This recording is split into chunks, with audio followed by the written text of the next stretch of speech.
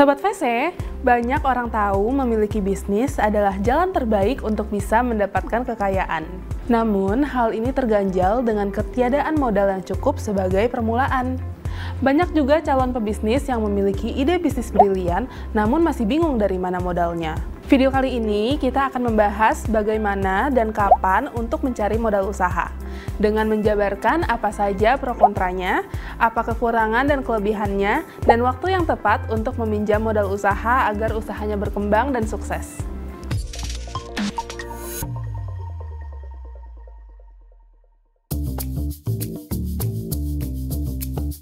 Sejauh ini, uang merupakan kendala terbesar untuk diatasi bagi startup dan usaha kecil lainnya. Kekurangan modal adalah tantangan umum yang dihadapi oleh banyak pengusaha, terutama di tahap awal bisnis atau saat mengalami ekspansi. Meskipun masalah ini bisa menjadi hambatan, bukan berarti pertumbuhan bisnis kamu harus berhenti.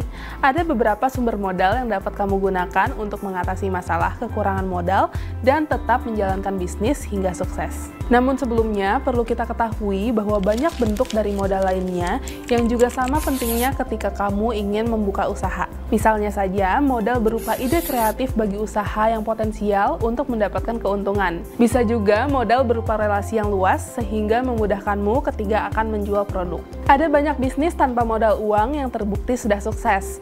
Namun, sejumlah usaha tersebut mengedepankan skill sebagai daya tarik utamanya. Misalnya saja, bisnis jasa desain grafis yang bermodalkan kemampuan desain. Tapi, jika membicarakan modal uang, maka banyak pebisnis yang ingin memulai usahanya dengan mencari investor, karena merasa lebih gampang tanpa harus mengeluarkan uangnya sendiri. Tapi, pada kenyataannya, kurang dari 1% startup yang mendapatkan modal investasi. Jadi, jika mengandalkan data statistik tersebut, kamu hanya memiliki harapan 1%, bisnismu akan dibiayai oleh investor. Apa kesimpulannya? Apakah sebagai pebisnis tidak selamanya harus mengandalkan modal usaha dari investor? Kita bahas lebih dalam yuk! Sebelum itu, buat Sobat VC yang belum subscribe, yuk subscribe sekarang! Dalam bisnis, kamu perlu tahu kalau ada 3 sumber modal yang bisa kamu dapatkan. Salah satunya adalah dana dari investor. Investor ini dibagi menjadi 2, yaitu dari institusi dan juga dari angel investor.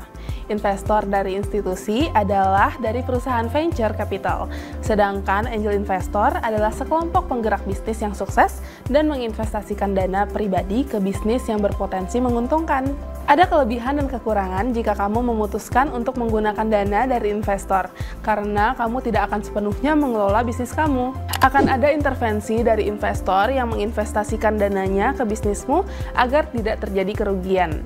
Dilansir dari The Balance SMB, bahwa investor memiliki keunggulan karena uang kamu akan kembali jika terjadi kerugian. Jika kamu meminjam uang dari bank untuk mendanai bisnismu, pada akhirnya kamu harus membayarkan uang pinjaman dari bank tersebut meskipun usaha kamu gagal. Ini berbeda dengan investor yang harus siap menanggung resiko jika hal itu terjadi.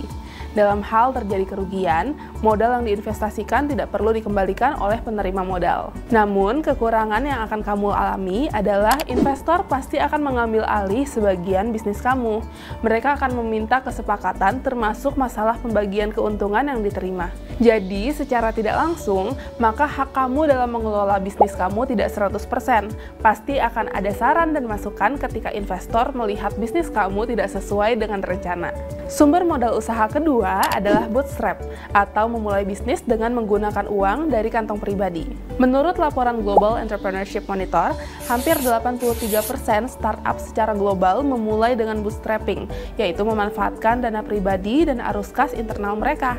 Salah satu perusahaan yang berhasil membangun bisnisnya menggunakan uang pribadi adalah GoPro. Siapa sih yang nggak kenal dengan kamera GoPro? Salah satu kategori kamera yang sering pegiat outdoor gunakan untuk merekam gambar dan video. Namun, siapa yang kira jika Woodman mendirikan GoPro dari tabungan pribadi? Woodman kemudian menggunakan uang pribadinya sebesar $10.000 atau setara 156 juta rupiah dan hasil dari berjualan perhiasan dan mobil pribadinya. Total modal awal Woodman sebesar $30.000 atau 500 juta rupiah. Tidak hanya itu, ia meminjam uang ke orang tuanya sebesar $235.000. Untuk menghemat pengeluaran, Woodman terpaksa harus menumpang tinggal di rumah orang tuanya. Pada tahun 2012, perusahaan asal Taiwan mengakuisisi 8,88% saham di GoPro senilai $200 juta.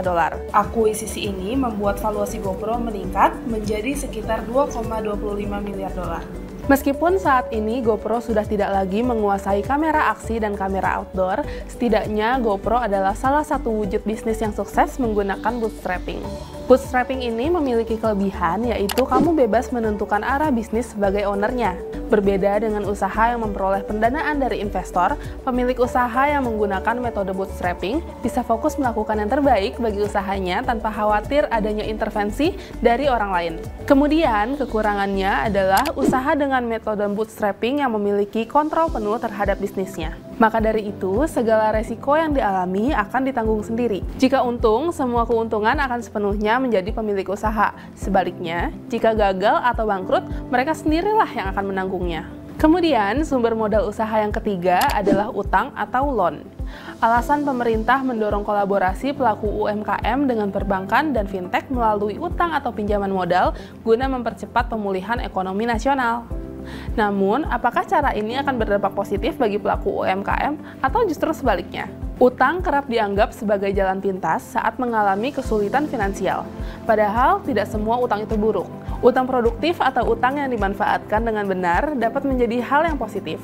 Meminjam untuk kebutuhan bisnis termasuk dalam kategori produktif. Utang atau pinjaman mampu menjadi bantuan bagi bisnis untuk berkembang. Utang dibutuhkan untuk menjalankan operasional bisnis dan membeli aset yang diperlukan dalam bisnis.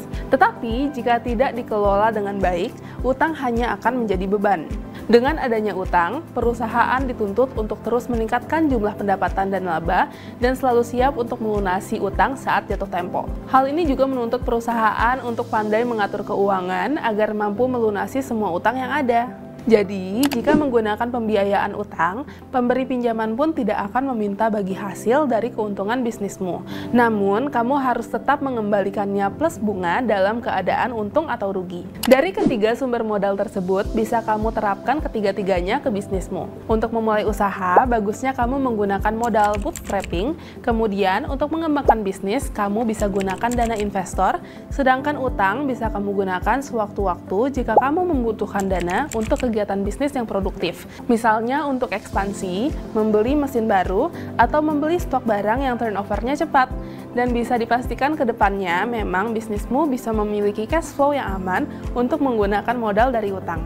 Itulah tadi 3 sumber modal usaha dan kapan waktu yang tepat untuk memanfaatkannya. Jangan lupa untuk selalu nantikan video bermanfaat dari PNM Venture Capital.